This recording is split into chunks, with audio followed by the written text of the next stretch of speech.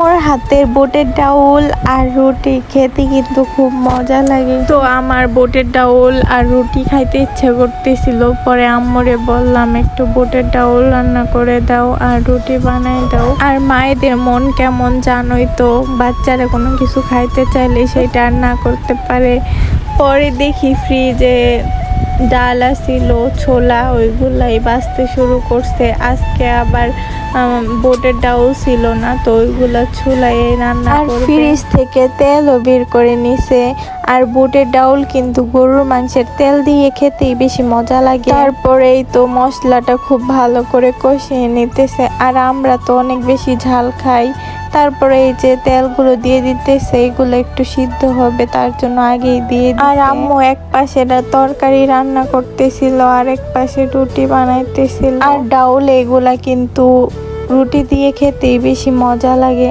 তারপরে এই তো নেড়ে খুব সুন্দর করে ঢেকে দিয়ে। আর দেখো আজকে আম্মু বাহিরে রান্না করতেছিল মাটির চুলায় পাতা দিয়ে। আমি আবার মাটির চুলায় রান্না করতে পারি না, পাতা দিয়ে তো আরও পারি না, খুঁড়ি দিয়ে একটু একটু পারি। তারপরে দেখো এখানে আম্মু রুটিও বানিয়ে নিতেছিল, আমি তো রুটিও বানাইতে পারি না।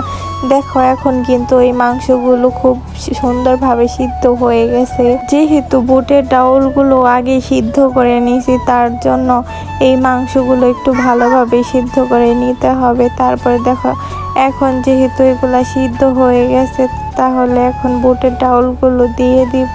বুটের ডাউলগুলো দিয়ে খুব সুন্দর করে নেড়ে নিতে হবে। দেখো এই বুটের ডাউলগুলো কিন্তু খুব সুন্দরভাবে আগেই সিদ্ধ করে নেওয়া হয়ে গেছে।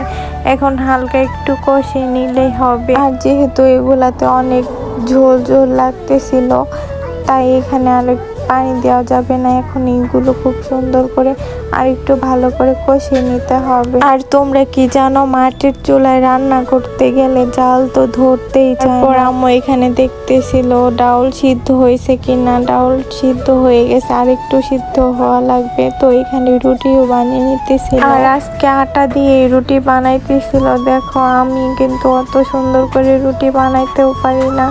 আর এখানে আম্মু জালও দিতেছিল, আবার রুটিও বানাইতেছিল। দেখো যেহেতু এখানে আজকে গরম পানি দিয়ে আটা গুলছে, তার জন্য এগুলো খুব সুন্দর করে মাখিয়ে নিতে হবে।